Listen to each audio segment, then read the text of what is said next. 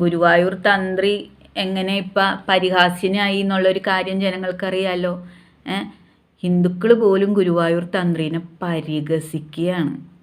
ഗുരുവായൂർ തന്ത്രി ഫേമസ് ആയത് എങ്ങനെ? എത്തരത്തിലുള്ള ആളുകളുടെ കൂടെ നിന്ന് ഫോട്ടോ എടുത്തിട്ടാണ് ഗുരുവായൂർ തന്ത്രീനെ ഇപ്പം എല്ലാവരും പരിഹസിച്ചുകൊണ്ടിരിക്കുന്നത്. അതുപോലെ ഈ മുത്തപ്പനെയും പരിഹാസ്യപ്പെടും എന്നുള്ളൊരു കാര്യത്തിൽ യാതൊരുവിധ സംശയവുമില്ല.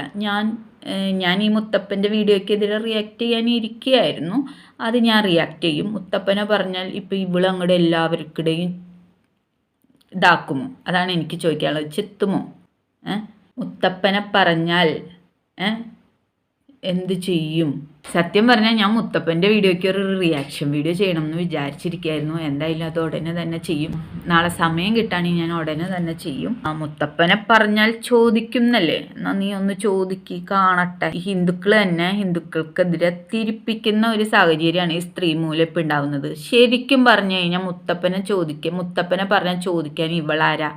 കലാപമാണ് ഇവിടെ നടക്കാൻ പോകുന്നത്. ഉഗ്രം കലാപം. ഈ സ്ത്രീ മുഖാന്തരം കേരളം നശിക്കും എന്നുള്ളൊരു കാര്യത്തിൽ സംശയമില്ല.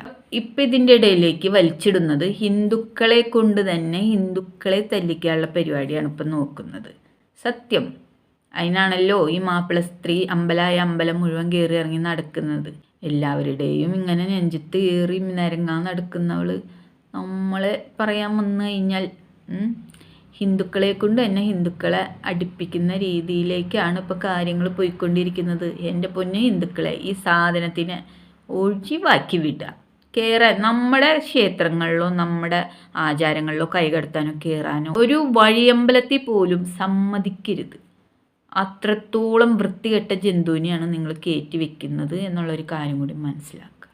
ഇപ്പം മുത്തപ്പൻ്റെ അടുത്ത് പോവാത്തവരാണോ നമ്മൾ ആരും പോയിട്ടില്ലല്ലോ. നമ്മൾ ആരും മുത്തപ്പനെ കണ്ടിട്ടില്ലല്ലോ. മുത്തപ്പന് വേണ്ടി നമ്മളൊന്നും പറയുകയോ ഇല്ലല്ലോ. മുത്തപ്പനെ പറഞ്ഞു കഴിഞ്ഞാൽ ചോദിക്കാൻ ഇപ്പോൾ പ്രത്യേക അവതാരം അവതരിച്ചിട്ടുണ്ട്. അവളുടെ ഒരു അവതാരം. എൻ്റെ പൊന്നു സുഹൃത്തുക്കളെ, ഒഴിവാക്കി നിർത്തുക. മാപ്പിളിച്ച് വരയ്ക്കുന്ന കണ്ണനെ നമുക്ക് എന്തിനാണ്? അത്രയും ചിന്തിച്ചാൽ മതി. മാപ്പിളിച്ച് നന്നാവുന്നല്ലാണ്ട് നമ്മൾ നന്നാവോ? ഇല്ല.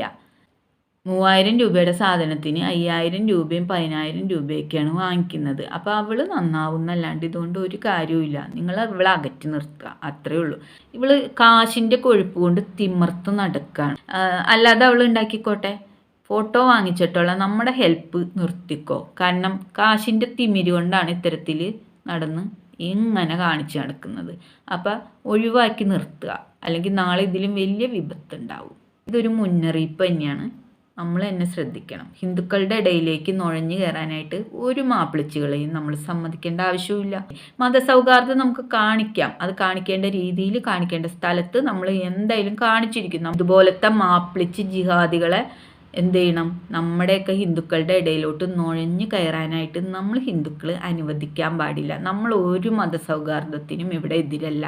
നമ്മൾ മുസ്ലിംസുകളുമായിട്ട് തോളോട് തോൾ ചേർന്ന് കൈ കൊടുത്ത് തന്നെയാണ് നീങ്ങുന്നത്. അതിനൊന്നും ഒരിക്കലും ഒരു മാറ്റം ഉണ്ടാവില്ല. പക്ഷെ ഇപ്പം കാണിക്കുന്നത് ചെറ്റത്തരം എന്നേ പറയാൻ പറ്റുള്ളൂ. അറാമ്പെറപ്പാണ് കാണിക്കുന്നത്. ഒരു സ്ത്രീ ഇങ്ങനെ ഇറങ്ങി കാണിക്കുന്നുണ്ടെങ്കിൽ അത് കണ്ണൂർക്കാരി, മറ്റേ റസീന എന്തോ ഒരു പേരുണ്ട്, എനിക്കറിയില്ല. കള്ളു കുടിച്ചിട്ട് കണ്ണൂർ മുഴുവൻ ഇങ്ങനെ ആണുങ്ങളുടെ തല്ലി മെക്കിട്ട് കയറിയൊക്കെ നടക്കുന്ന ഒരു സ്ത്രീ. ഇതും അതും ഒക്കെ ഒരേ ലെവലാണ്. ബ്രാൻഡ് ഏതാണെന്ന് പറഞ്ഞാൽ മതി, അത്രേ ഉള്ളൂ. അപ്പം ഇത്തരക്കാർക്കൊന്നും വളം വെച്ച് നമ്മൾ ഹിന്ദുക്കൾ കൊടുക്കാണ്ടിരിക്കുക. ഒരു ഹിന്ദു കുടുംബത്തിലേക്കും വിളിച്ച് കയറ്റാണ്ടിരിക്കുക. അകറ്റി ആട്ടി ഓടിക്കുക.